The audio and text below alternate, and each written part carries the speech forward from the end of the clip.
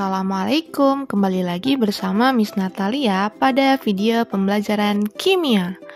Pada video sebelumnya di bab termokimia, kita telah membahas mengenai cara menghitung delta H berdasarkan data energi ikatan.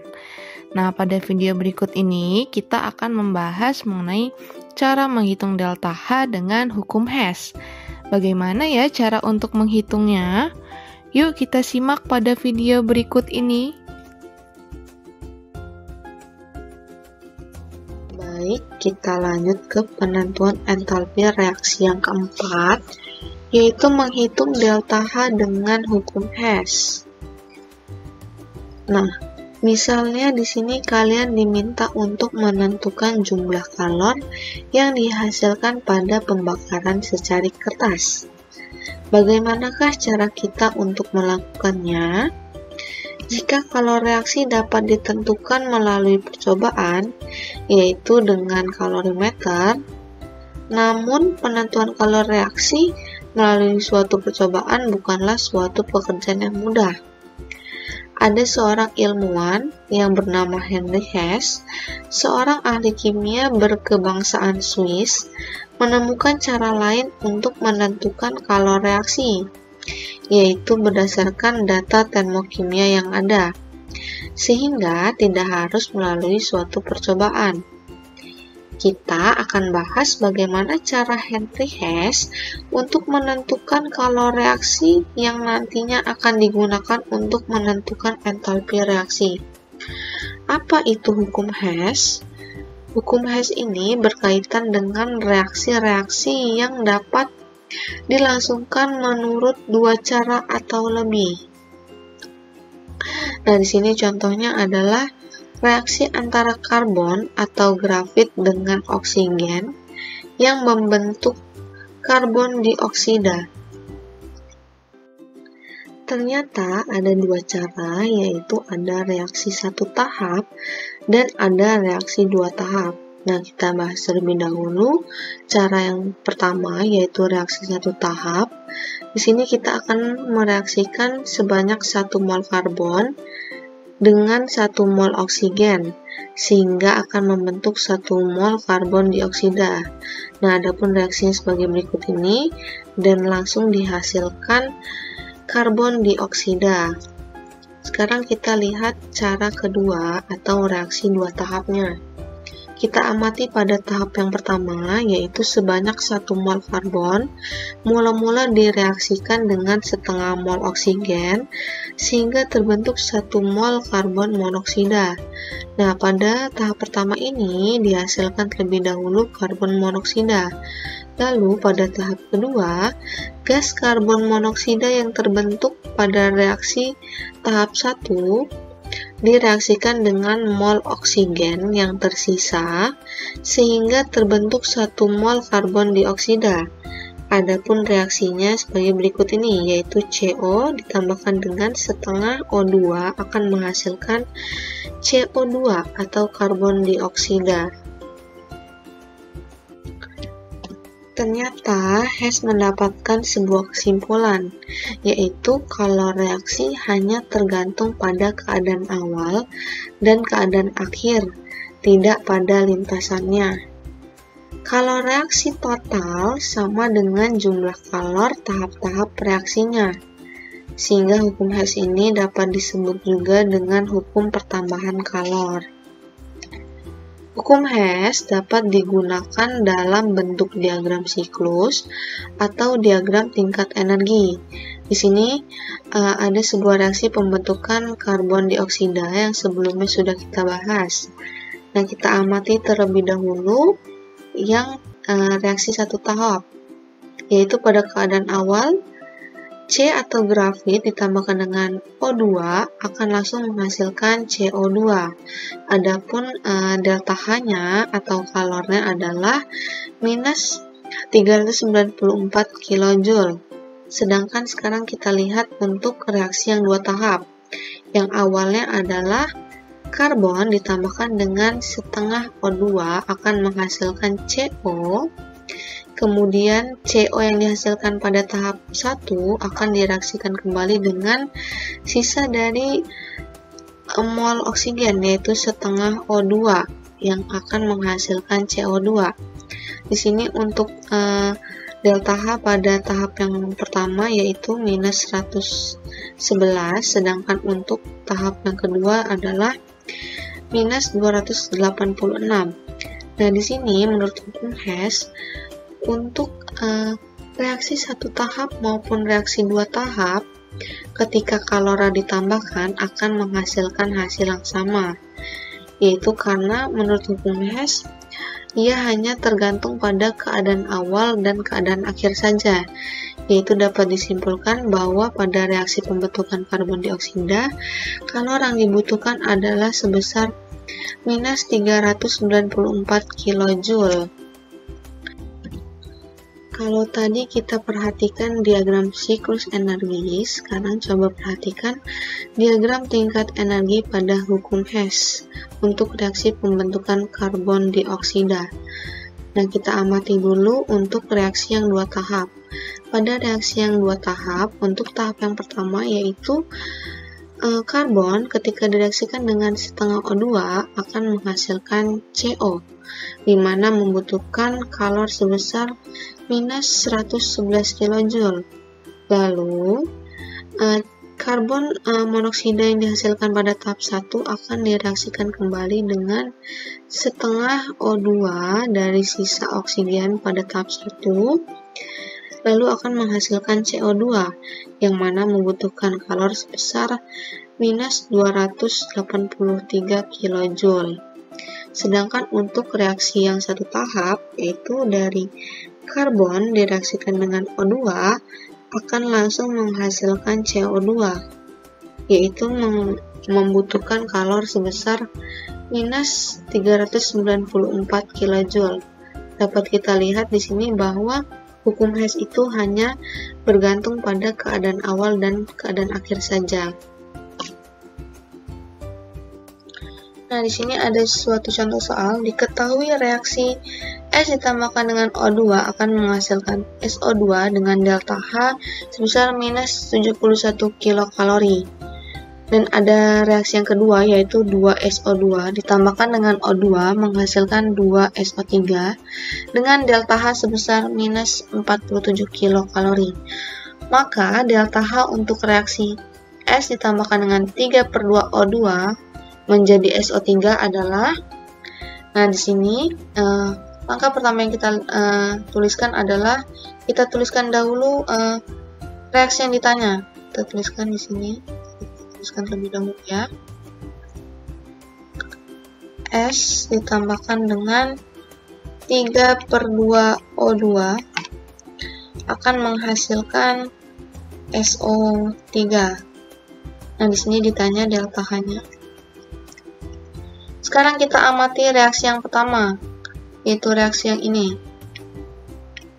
Reaksi yang ini. Untuk reaktan dan produknya, kita lihat molekul maupun senyawanya yang penempatannya sama dengan reaksi yang ditanya, yaitu yang ini reaksi yang ditanya, itu adalah sudah sama ya, S-nya dan oksigennya sama-sama di sisi kiri. Jadi untuk reaksi yang pertama boleh langsung kita tuliskan, yaitu S ditambahkan dengan O2 akan menghasilkan SO2. Karena delta H-nya tidak berubah, jadi kita tuliskan saja minus 71 kilokalori. Sekarang kita amati reaksi yang kedua, yaitu reaksi yang ini. Kita amati untuk reaktan, molekul pada reaktan maupun produk, apakah untuk penempatannya sudah sama dengan reaksi yang ditanya. Nah, sudah sama ya, sehingga boleh langsung kita tuliskan. Namun, pada reaksi yang ditanya, untuk SO3-nya itu hanya satu.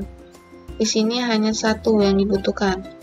Sedangkan pada reaksi 2, di sini jumlah SO3-nya ada 2. Jadi, untuk reaksi kedua ini, kita bagi 2. 2SO2 dibagi 2 jadinya SO2. ditambahkan dengan O2 dibagi 2 adalah setengah O2. Untuk 2SO3 dibagi 2 adalah SO3. Untuk delta H-nya juga kita bagi menjadi 2, yaitu sebesar minus 23,5 kilokalori. Sini kita tambahkan bentuknya. Kita lihat sekarang untuk molekul-molekul atau senyawa yang sama namun penempatan yang berbeda. Di sini ada SO2 di sisi kiri dan ada SO2 di sisi kanan. Karena molekul atau senyawa ini sama, boleh kita hilangkan atau kita coret. Nah, untuk sisanya, boleh langsung kita tuliskan ke bawah. S ditambahkan jadi S, lalu O2 ditambahkan dengan setengah O2 adalah 3/2, dan untuk SO3 langsung kita tulis di bawah, SO3. Nah, ini sudah sama dengan yang diminta, yaitu S ditambahkan dengan 3/2 O2 menghasilkan SO3. Sekarang kita tinggal mencari delta H-nya, yaitu menambahkan minus 71 kilokalori ditambahkan dengan minus 23,5 kilokalori. Diperoleh hasilnya adalah minus 94,5 kilokalori. Nah, hasilnya adalah, ini jawabannya adalah yang B.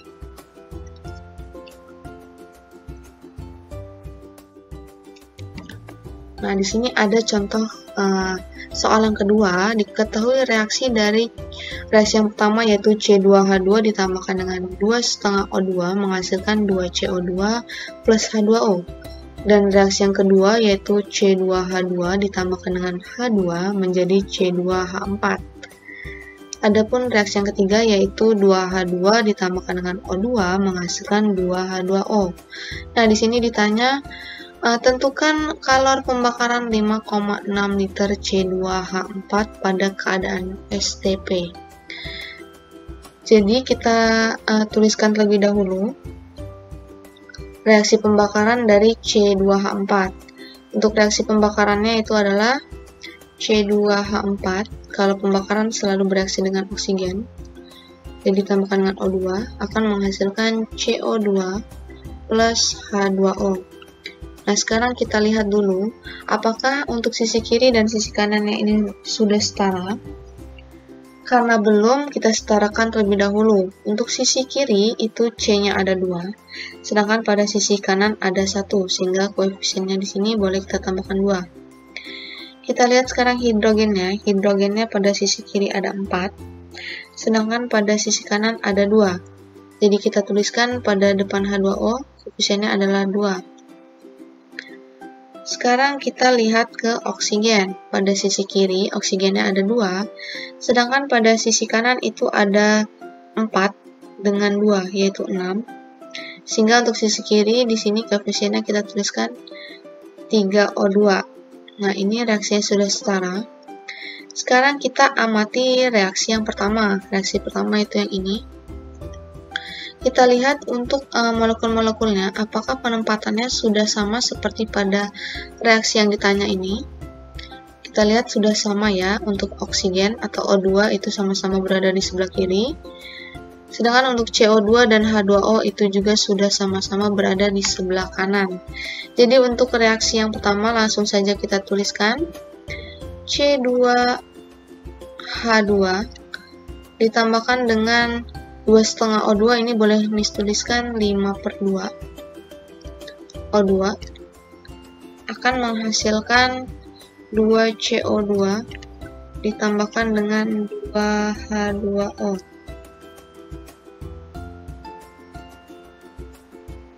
Mohon maaf, ini maksudnya H2O saja. Jadi 2 CO2 ditambahkan dengan H2O. Untuk delta H-nya, karena tidak dibagi maupun dikali, sehingga delta H-nya akan tetap, yaitu sebesar min 1305 kJ. Sekarang kita amati untuk reaksi yang kedua. Reaksi yang kedua ini kita lihat, reaksi yang kedua. Apakah molekul-molekul dan senyawanya itu penempatannya sudah sama dengan reaksi yang ditanya? Kita lihat ternyata penempatannya itu berkebalikan. Untuk CH4-nya yang diminta adalah di sebelah kiri, namun di sini pada reaksi 2, C2H4-nya itu berada di sebelah kanan, sehingga kita balik saja reaksinya, yaitu C2H4-nya menjadi di sebelah kiri, lalu menghasilkan C2H2 tambahkan dengan H2. Untuk delta H-nya pada reaksi 2, di awal itu delta H-nya bernilai negatif. Sedangkan karena reaksinya dibalik, yaitu produk menjadi reaktan dan reaktan menjadi produk, oleh karena itu delta H-nya akan bernilai positif atau berkebalikan. Tadi negatif, maka nilainya akan menjadi positif 174 kJ. Sekarang kita lihat untuk reaksi yang ketiga. Reaksi yang ketiga itu yang ini. Kita lihat apakah molekul-molekulnya atau senyawa-senyawanya ini penempatannya sudah sama dengan yang ditanya. Karena sudah sama, jadi boleh kita tuliskan, namun kita lihat di sini yang diminta untuk H2O-nya, ini yang diminta ya. Yang diminta itu ada 2H2O. Sedangkan pada reaksi yang ketiga ini, reaksi yang ketiga, kita lihat dia ada 2H2O juga. Jadi ini kita bagi menjadi 2. Dikarenakan pada reaksi 1 sudah ada 1 mol H2O. Jadi untuk yang reaksi ketiga ini kita bagi 2, hasilnya adalah 2H2O dibagi 2 adalah H2. Tambahkan dengan O2 dibagi 2 adalah setengah O2, akan menghasilkan 2H2O dibagi 2, hasilnya adalah H2O saja. Untuk delta H-nya, karena dibagi 2, jadi delta H-nya ini dari minus 572, ini dibagi 2 juga, itu hasilnya adalah minus 286 kJ. Nah, di sini boleh kita tambahkan. Kita tambahkan ya. Sekarang sama seperti sebelumnya, kita lihat molekul atau senyawa yang sama namun penempatannya berbeda. Kita lihat di sini ada H2, satunya di sisi kiri dan satunya berada di sisi kanan. Nah, ini boleh kita coret atau kita hilangkan. Lalu kita lihat lagi di sini ada C2H2, satunya berada di sebelah kiri dan satunya berada di sebelah kanan. Ini juga boleh kita hilangkan. Sekarang kita lihat lagi apakah masih ada yang bisa kita hilangkan. Sepertinya tidak ada, jadi langsung saja kita jumlahkan. C2H4 kita tuliskan di sini. C2H4 ditambahkan dengan 5/2O2 ditambahkan dengan setengah O2, itu hasilnya adalah 6/2, jadinya 3O2 ya. Lalu kita tambahkan di sini 2CO2 ditambahkan dengan ini H2O ditambahkan dengan H2O, jadi ada 2H2O. Lalu kita sekarang menjumlahkan delta H-nya, yaitu diperoleh hasilnya adalah sebesar minus 1417 kJ. Nah, apakah soal ini sudah selesai? Jawabannya sepertinya belum, dikarenakan tadi ditanyakan adalah tentukan kalor pembakaran 5,6 liter C2H4 pada keadaan STP. Nah, di sini untuk mencari volumenya adalah volume STP itu rumusnya adalah mol dikalikan dengan 22,4. Ini kalian sudah mempelajarinya pada stoikiometri di kelas 10. Jadi tadi volumenya diketahui atau ditanya adalah 5,6 liter. Jadi langsung saja kita tulis 5,6 liter. Untuk molnya belum diketahui, jadi kita tuliskan mol dikalikan dengan 22,4 ya. 22,4.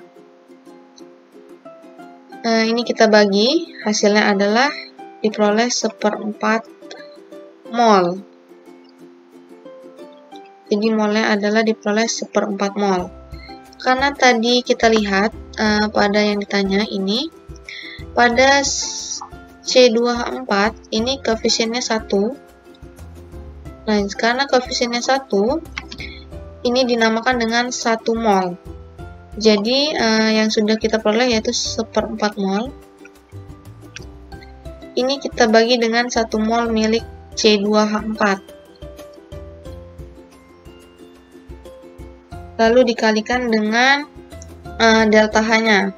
Delta H-nya di sini adalah sebesar minus 1417 kilojoule. Sehingga diperoleh hasilnya adalah minus 354,25 kilojoule.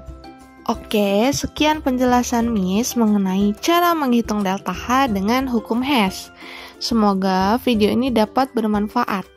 Miss akhiri, wabillahi taufik walhidayah. Wassalamualaikum warahmatullahi wabarakatuh. Thank you for watching, guys.